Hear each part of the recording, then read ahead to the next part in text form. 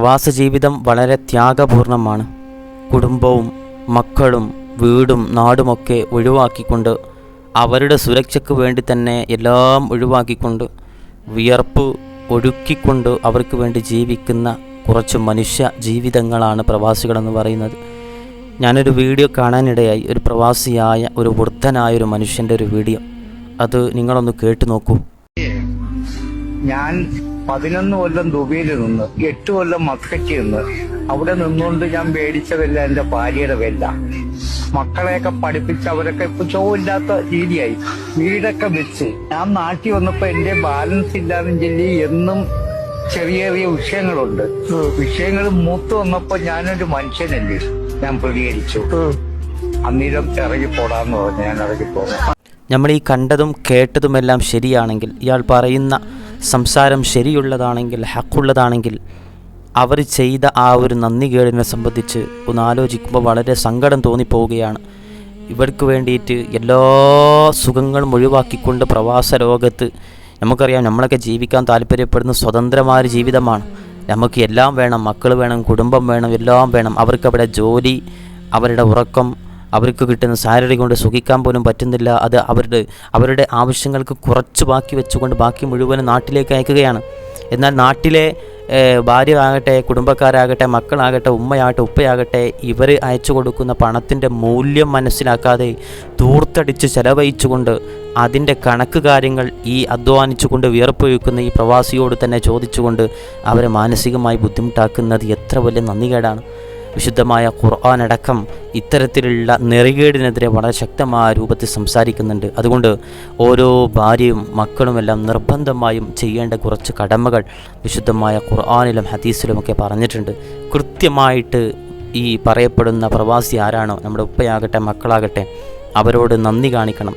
പ്രത്യേകിച്ച് ഭാര്യമാർ അവരുടെ പ്രവാസികളായിട്ടുള്ള ഭർത്താക്കന്മാരോട് നന്ദി കാണിക്കണം. നിങ്ങളിൽ നന്ദിയുള്ളവരാൽ ഞാൻ കൂടുതൽ നൽകുമെന്ന്. നിങ്ങൾക്ക് നന്ദി എപ്പോഴാണോ ഉള്ളത്, നിങ്ങൾ നന്ദി എത്രത്തോളം കാണിക്കുന്നുവോ അത്രത്തോളം ഞാൻ നിങ്ങൾക്ക് കൂടുതൽ നൽകുമെന്ന് ശുദ്ധമായ ഖുർആൻ പറയുന്നുണ്ട്. കുടുംബത്തിനായി ഇത്തരത്തിൽ കഠിനാധ്വാനം ചെയ്തുകൊണ്ട് പരിശ്രമിക്കുന്ന ഭർത്താവിനോടുള്ള നന്ദി പ്രകടിപ്പിക്കുന്നത് അള്ളാഹുവിൻ്റെ അനുഗ്രഹം വർദ്ധിപ്പിക്കുന്നതിന് കാരണമാണ്. കാരണം മുത്ത് മുസ്തഫ സല്ലല്ലാഹു അലൈഹി വസല്ലം തങ്ങൾ പറയുന്നുണ്ട്, ജനങ്ങൾക്ക്, മനുഷ്യർക്ക് നന്ദി പറയാത്തവൻ, മനുഷ്യരോട് നന്ദി കാണിക്കാത്ത ആളുണ്ടല്ലോ, അവർക്ക് അള്ളാഹുവിനും നന്ദി അവരോടുണ്ടാകില്ല. അവരോട് അള്ളാഹ് നന്ദി കാണിക്കില്ല, അവർക്ക് അള്ളാഹ് ബറക്കത്ത് കൊടുക്കില്ല, ജീവിതത്തിൽ സുഖ സന്തോഷങ്ങളെ കൊടുക്കില്ല എന്ന് മുത്ത് മുസ്തഫ സല്ലല്ലാഹു അലൈഹി വസല്ലം. അതിനാൽ ഈ ഭർത്താവിൻ്റെ പരിശ്രമം അംഗീകരിക്കുകയും അതിന് നന്ദി പറയുകയും ചെയ്യുക എന്നുള്ളത് ഈമാനിൻ്റെ ഒരു പ്രധാനപ്പെട്ട ഭാഗമാണെന്ന് മനസ്സിലാക്കണം. മറ്റൊന്നാണ്, നമ്മുടെ ഭർത്താക്കന്മാരെയൊക്കെ വിദേശത്തുണ്ടെങ്കിൽ അവരുടെ ത്യാഗങ്ങളെ മാനിക്കണം. കാരണം വിശുദ്ധ ഖുർആനിൽ പറയുന്നത് പുരുഷന്മാർ സ്ത്രീകളുടെ സംരക്ഷകരാണ് എന്നാണ്. അർരിജാലു ഖവ്വാമൂന അലന്നിസാ, സ്ത്രീകളെ പരിപാലിക്കേണ്ടത് ഭർത്താക്കന്മാരാണ്. ഒരു കുടുംബത്തിൻ്റെ സാമ്പത്തിക ബാധ്യത ഏറ്റെടുക്കുന്ന ഭർത്താവുണ്ടല്ലോ, ആ ഭർത്താവിൻ്റെ സ്ഥാനം ഉന്നതമാണെന്നും ഉയർന്നതാണെന്നും അതിനാൽ ഈ ഭർത്താക്കന്മാരെ മാനിക്കണമെന്നും ആദരിക്കണമെന്നും പരിഗണിക്കണമെന്നുമാണ് ഈ ആയത്ത് സൂചിപ്പിക്കുന്നത്. അതുകൊണ്ട് ഭർത്താവിനെ എപ്പോഴും മാനിക്കണം, അവരുടെ സമയത്തെ, അവരുടെ മൂല്യത്തെ മാനിക്കണം. മറ്റുള്ളവർക്ക് മുമ്പിൽ ഭർത്താവിനെ കൊച്ചാക്കുന്ന രൂപത്തിൽ നമ്മുടെ ഭാഗത്ത് സംസാരം ഉണ്ടാകാൻ പാടില്ല.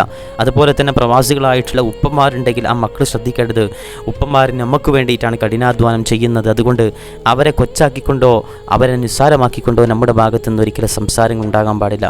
മറ്റൊന്നാണ്, അമിതമായ ആവശ്യങ്ങളുണ്ടല്ലോ അതൊക്കെ ഒഴിവാക്കുക, ആവശ്യത്തിന് മാത്രം ചിലവഴിക്കുക എന്നാണ്. വിശുദ്ധ ഖുർആനിൽ അള്ളാഹു പറഞ്ഞത്, നിങ്ങൾ ഭക്ഷിച്ചോളൂ കുടിച്ചോളൂ, എന്നാൽ നിങ്ങൾ അതിര് വിടരുത് എന്ന് പറയുന്നുണ്ട്. അതിര് വിടുന്ന, ഇസ്രാഫ് കാണിക്കുന്ന ആളുകളെ അള്ളാഹ് ഇഷ്ടപ്പെടുന്നില്ല. അതായത് അനാവശ്യമായ ചെലവിടൽ അതൊക്കെ ഒഴിവാക്കണം. പ്രവാസിയുടെ മാനസിക സമ്മർദ്ദമുണ്ടല്ലോ അത് വർദ്ധിപ്പിക്കും. അതായത് നമ്മൾ ആവശ്യങ്ങളെ കൂട്ടുമ്പോഴാണ് നമ്മുടെ ചെലവ് കൂടുന്നത്. സാധാരണക്കാരായിട്ടുള്ള എത്ര പാവങ്ങൾ കുറഞ്ഞ പണം കൊണ്ട് ജീവിക്കുന്നുണ്ട്. അതുകൊണ്ട് തന്നെ ചെലവുകളൊക്കെ അത്യാവശ്യം ചുരുക്കിയിട്ട്, ഞാനൊരു പ്രവാസിയുടെ ഭാര്യയാണ്, അല്ലെങ്കിൽ പ്രവാസിയായ ഒരാളാണ് എൻ്റെ ഉപ്പ എന്നൊക്കെ മനസ്സിലാക്കുന്ന രൂപത്തിൽ അങ്ങനെ മനസ്സിൽ കൊണ്ട് നടന്നിട്ട് ആ ഒരു ഹൈബത്തോട് കൂടിയിട്ട്, ആ ഒരു ഗൗരവത്തോട് കൂടിയിട്ട്, പ്രതാപത്തോടു കൂടി ജീവിക്കുമ്പോൾ നിങ്ങൾക്ക് വേണ്ടി അധ്വാനിക്കുന്ന പ്രവാസിയായ ഈ പച്ച മനുഷ്യൻ അവിടെ കിടന്ന് വേദനിക്കുകയും പ്രയാസപ്പെടുകയും അവിടെ അവർ അനുഭവിക്കുന്ന മാനസിക സമ്മർദ്ദങ്ങൾക്ക് ആരാണ് സമാധാനം കൊടുക്കുക? അതിനാൽ മിതവ്യയമുണ്ടല്ലോ, അമിതമായിട്ട് ഉപയോഗിക്കാതെ വളരെ മിതമായ ഉപയോഗം, മിതവ്യയം അത് വളരെ അനിവാര്യമാണ് എന്ന് കൃത്യമായിട്ട് ഇവരൊക്കെ മനസ്സിലാക്കുക. മാത്രമല്ല ഇവരുടെ വിഷയത്തിലാകട്ടെ മറ്റുള്ളവരുടെ വിഷയത്തിലാകട്ടെ ക്ഷമയും സഹനവും പാലിക്കണം. വിശുദ്ധമായ ഖുർആൻ തന്നെ നിശ്ചയം അല്ലാഹു ഇന്നല്ലാഹ മഅസ് സ്വാബിരീൻ എന്നല്ലേ, സഹനശീലർക്കൊപ്പമാണ് അല്ലാഹു എന്ന് പറയുന്നുണ്ട്. അതായത് അവർ ദൂരവാസികളാണ്, ദൂരെയുള്ള മണലാരണ്യത്തിലും മറ്റു ഭൂമിയിലൊക്കെയാണ് സ്വന്തം നാട്ടിൽ നിന്നും മാറിക്കൊണ്ട് ജീവിക്കുന്നത്. അവർക്ക് ഏകാന്തതയുണ്ട്, അവർക്ക് സാമ്പത്തികമായ സമ്മർദ്ദമുണ്ട്. നമ്മൾ ഇവിടുന്ന് ഇത്ര പണം വേണമെന്ന് പറയുമ്പോൾ ആ പണം അവർ പണം കായ്ക്കുന്ന ഒരു മരത്തിൽ നിന്നും അവർ വലിച്ചൂരുകയല്ലല്ലോ, മറിച്ച് അവരവിടുന്ന് അധ്വാനിച്ചു കൊണ്ടുണ്ടാക്കുന്ന മാസത്തിലാണ് അവർക്ക് സാലറി കിട്ടുക. ആ കിട്ടുന്ന സാലറിയാണ് നമ്മൾ കണക്ക് ചോദിച്ചു കൊണ്ടൊക്കെ കൂടുതലായിട്ടൊക്കെ വാങ്ങുന്നത്. അതുകൊണ്ട് അവർക്ക് സാമ്പത്തിക സമ്മർദ്ദം നല്ലപോലെ ഉണ്ട്. ഇതൊക്കെ മനസ്സിലാക്കിക്കൊണ്ട് വളരെ ക്ഷമയോട് കൂടിയിട്ട് ആവശ്യമുള്ളതൊക്കെ കൈകാര്യം ചെയ്യാൻ പറ്റുന്ന രൂപത്തിൽ മാത്രം നമ്മൾ ഉപയോഗപ്പെടുത്തണം. അതുകൊണ്ട് ഒരു കുടുംബിനിയാകട്ടെ മക്കളാകട്ടെ പ്രവാസിയുടെ വിഷയത്തിൽ പ്രത്യേകിച്ച് ക്ഷമയും സഹനവും ഒക്കെ പാലിക്കാൻ പ്രത്യേകം ശ്രദ്ധിക്കണം. മാത്രമല്ല ഭർത്താവിനോടുള്ള അനുസരണയും ആദരവും ഒരു സ്ത്രീ നിലനിർത്തിക്കൊണ്ടിരിക്കണം. പ്രവാസിയാകുമ്പോൾ തോന്നിവാസികളെപ്പോലെ ജീവിക്കാൻ പാടില്ല. ആരെങ്കിലും തൻ്റെ മറ്റൊരാളോട് പ്രത്യേകിച്ചൊരു കടപ്പാടിൻ്റെ പേരിൽ സുജൂദ് ചെയ്യാൻ ഞാൻ കൽപ്പിക്കുമായിരുന്നെങ്കിൽ അത് ഭാര്യ ഭർത്താവിനോട് സുജൂദ് ചെയ്യാൻ ഞാൻ കൽപ്പിച്ചേനെ എന്ന് മുത്തു മുസ്തഫ സല്ലല്ലാഹു അലൈഹി വസല്ലം തങ്ങൾ പറയുന്നുണ്ട്. അതായത് ഒരു ഭാര്യയ്ക്ക് ഭർത്താവിനോടുള്ള അവകാശത്തിൻ്റെ മഹത്വമാണ് അതിൽ സൂചിപ്പിക്കുന്നത്. അത്രക്കും കടപ്പാട് ഒരു ഭാര്യ ഭർത്താവിനോട് കാണിക്കേണ്ടതുണ്ട്. ഇത് ഭർത്താവിൻ്റെ അവകാശങ്ങളുടെ മഹത്വം വ്യക്തമാക്കുന്നതാണ്. സുജൂദ് ചെയ്യൽ അനുവദനീയമല്ല, പക്ഷേ അത്രത്തോളം കടപ്പെട്ടിട്ടുണ്ട് ഒരു ഭാര്യ ഭർത്താവിനോട് എന്നാണ്. മാത്രമല്ല ഒരു സ്ത്രീ പ്രധാനമായിട്ട് ശ്രദ്ധിക്കേണ്ടത്, പ്രവാസിയായ ഭർത്താവുള്ള ഒരു സ്ത്രീ മക്കൾക്ക് പഠിപ്പിച്ചു കൊടുക്കേണ്ട ഒരു ബാധ്യതയുണ്ട്, ഒരു മഹത്വമുണ്ട്. പിതാവിൻ്റെ മഹത്വമാണ്. വാപ്പ ആരാണെന്ന് മക്കൾക്ക് പഠിപ്പിച്ചു കൊടുക്കണം. മനുഷ്യരോട് തൻ്റെ മാതാപിതാക്കൾക്ക് നന്മ ചെയ്യാൻ ഞാൻ ഉപദേശിക്കുന്നു എന്ന് വിശുദ്ധ ഖുർആൻ അല്ലാഹു പറയുന്നുണ്ട്. വബിൽ വാലിദൈനി ഇഹ്സാന, മാതാപിതാക്കൾക്ക് ഗുണം ചെയ്യാൻ വേണ്ടിയിട്ടുള്ള വസിയത്ത് അള്ളാഹുവിൻ്റെ ഭാഗത്തു നിന്നുണ്ടല്ലോ. അതുകൊണ്ട് ഉമ്മമാർ, പ്രവാസിമാരായിട്ടുള്ള ആളുകളുടെ മനുഷ്യരുടെ ഭാര്യമാർ മക്കൾക്ക് പഠിപ്പിച്ചു കൊടുക്കേണ്ടത് ഇവരുടെ പരിശ്രമമാണ്. പ്രവാസികളായ തങ്ങളുടെ ഉപ്പ, ആ ഉപ്പ കാണിക്കുന്ന പരിശ്രമം മക്കൾക്ക് മനസ്സിലാക്കി കൊടുക്കുക എന്ന് പറയുന്നത് ഈ മക്കളുടെ സ്വഭാവം നന്നാകാനും മക്കളുടെ സാമ്പത്തികമായ വികാസത്തിനും മക്കളുടെ സാമ്പത്തികമായ സുരക്ഷിതത്വത്തിനും മക്കളുടെ സാമ്പത്തികമായിട്ടുള്ള നേട്ടങ്ങൾക്കും അതുപോലെ തന്നെ സഹനം, ക്ഷമ തുടങ്ങിയിട്ടുള്ള കാര്യങ്ങൾക്കൊക്കെ സഹായകരമാണ്. മാത്രമല്ല ഏറ്റവും നല്ല പ്രവാസിയായ വ്യക്തിയുടെ ഭാര്യയും മക്കളെ ഉപദേശിച്ചു കൊണ്ടിരിക്കുന്നവരാണ്. അതോടൊപ്പം തന്നെ പ്രവാസികളായിട്ടുള്ള ആളുകൾക്ക് വേണ്ടി പ്രത്യേകം പ്രാർത്ഥിക്കണം.